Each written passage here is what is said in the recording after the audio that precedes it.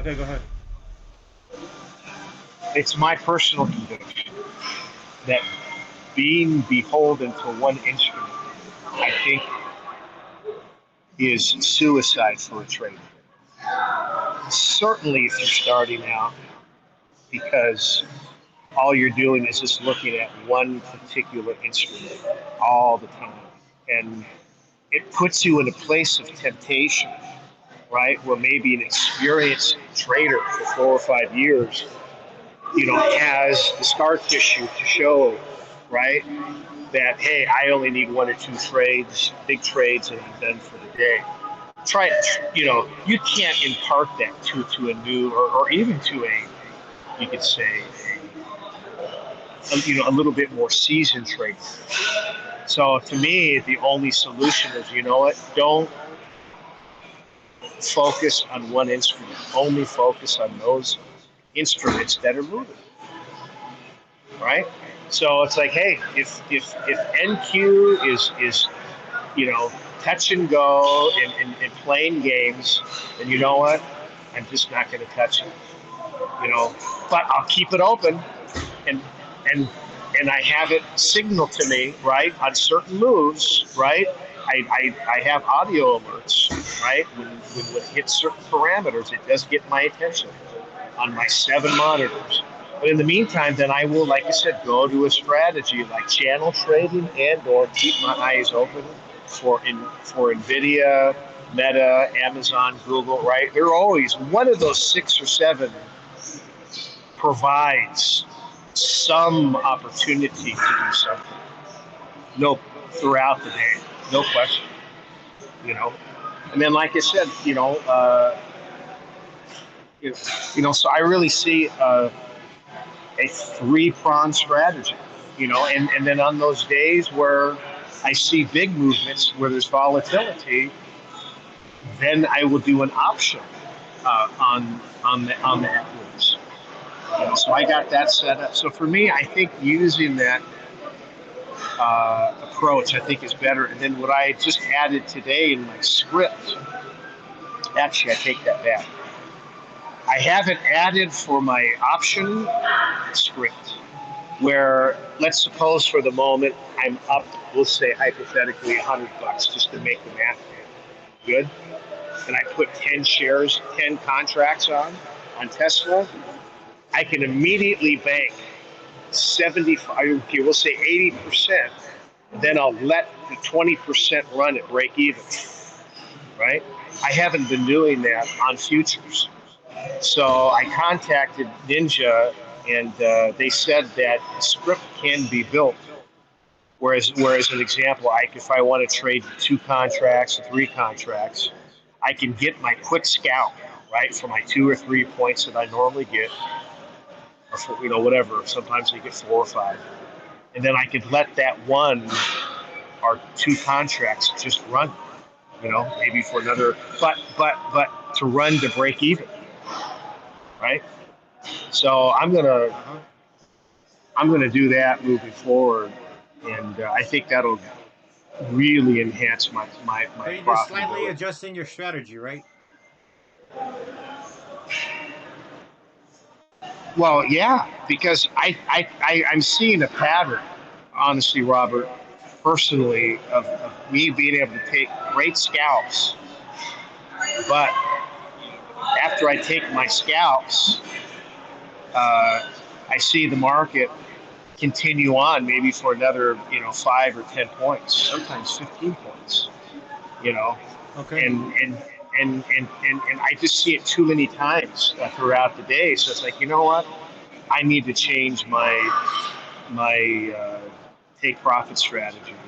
Do a 20-80 or 75-25. Bank the 75 and let one, or maybe if I do 2 contracts, right, on NQ, I'll just do 50-50. I'll let 1 contract, I'll get my quick scalp, and then I'll do a break even and just let that thing run. I'll let it run. And if it pulls back and I get So you're gonna stopped, let one. You're telling the audience you're gonna let one runner run while right, you're in profit already with right, NQ. Okay. Yeah, yeah. And then even if it blows out at break even on the third or fourth time, trust me, when it happens on the fifth time, because it will happen, right? So you're saying That it's sucker's important to have a runner running when you think the market is trending. Is that correct? listen, even if the market doesn't, that's the one thing about NQ, right? The market runs in lanes. NQ can run in a But you agree the market has 30. been trending recently, right? In your opinion, No, I don't think it's been true. the Today market it has didn't been trend. trending higher though, right? It's Recently. slowly trending higher, but remember it pulled back, Yeah. right? It's been Uh pulling huh. back and it goes up. It's the whole escalator up, and then it what is the elevator down, right? So today there was just out of the blue there was a 50 or 60 point drop. No news, but that's just NQ. While ES just kind of maybe went down, maybe 1 point. That's just the nature of NQ. And Yeah. anyways, but No. I think moving forward, I think that's going to be a real, No, he is. Possibly. how would I say, I do see. a real Huh? advantage for my trading. It's just something Yeah, just I do from that. my personal I believe that. observance. You know, that I'm seeing. I'm just leaving way too much money on the table. Instead of getting in, get it up by. I'll just move the two contracts and just let one go. And maybe I'll only get another 10 points.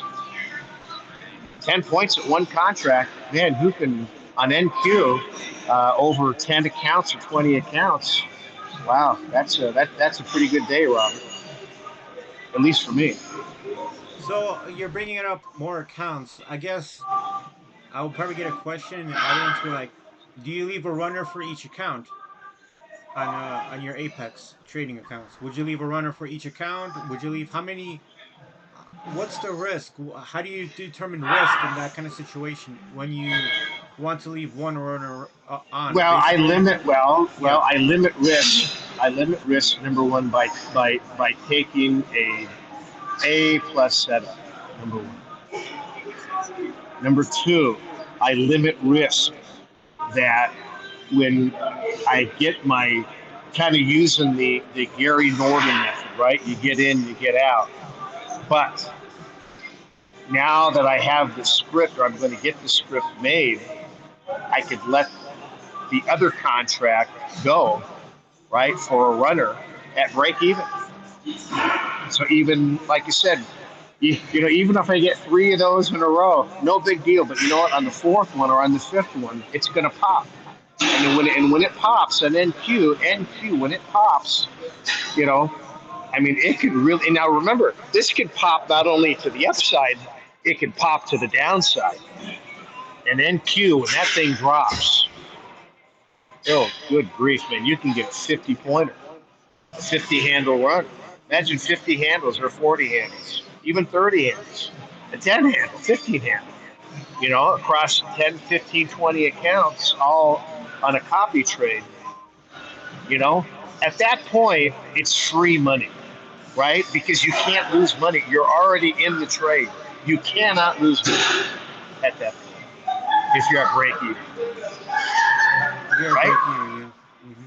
Yeah, yeah, because you're at break even. You can't lose money,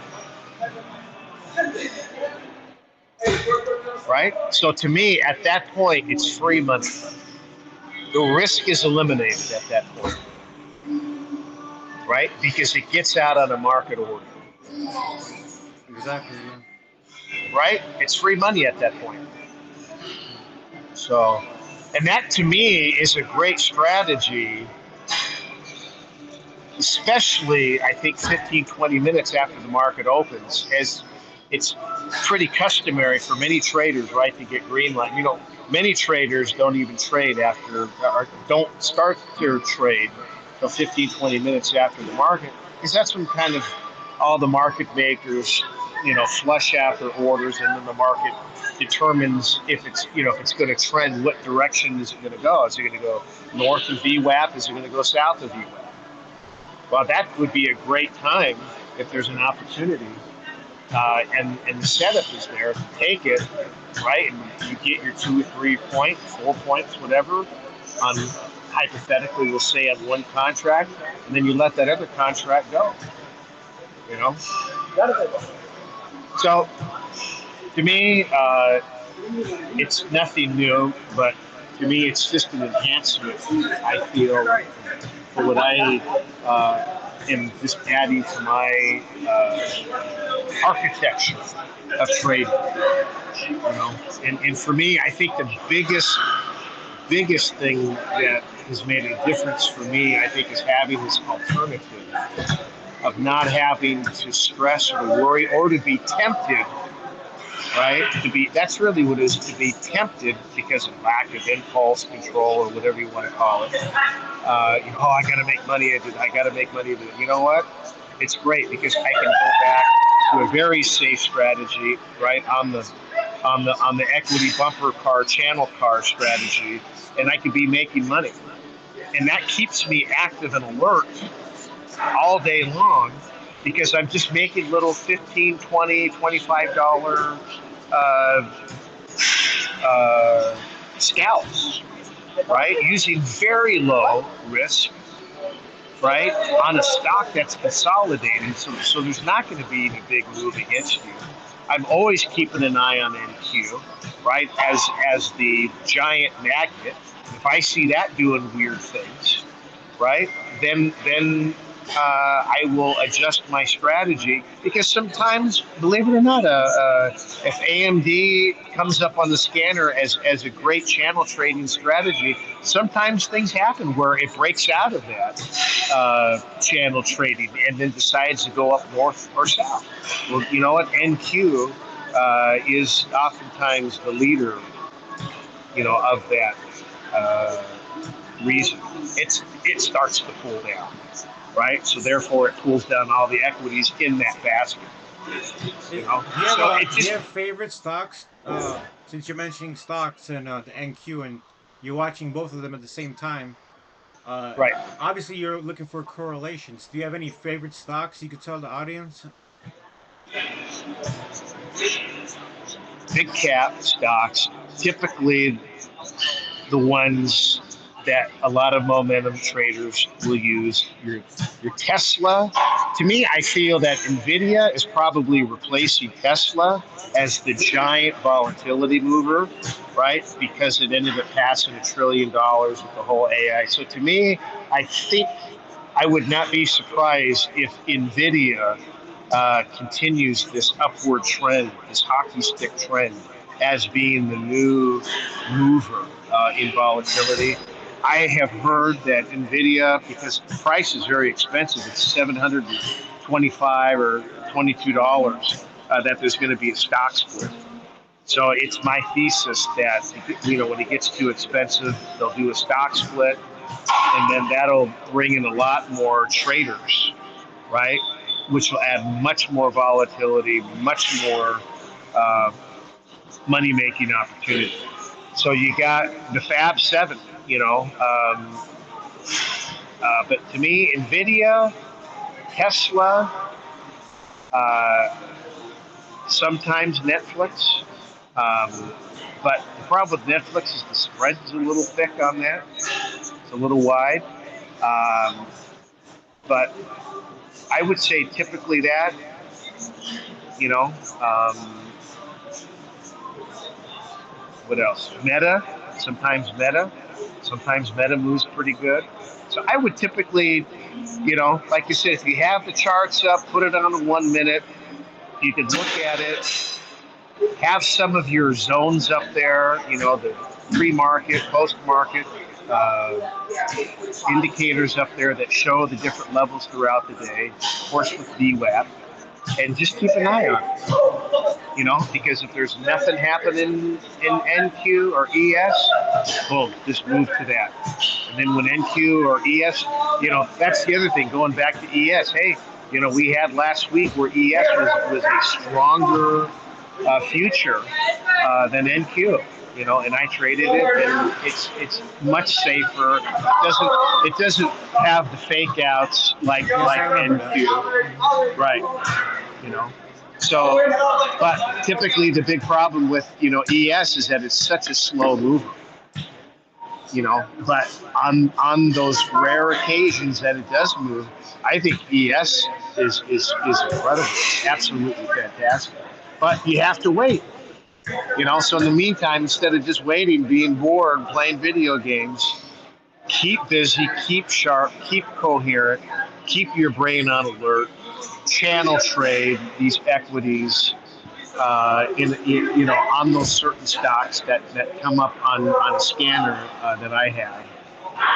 Mark out your pivot points, the 1 hour, the 4 hour, trend lines, which is a new thing that I'm going to be learning more about. And This is there not you go. financial advice, though, right? Never financial advice. As it's so customarily said, seek the advice of a financial advisor.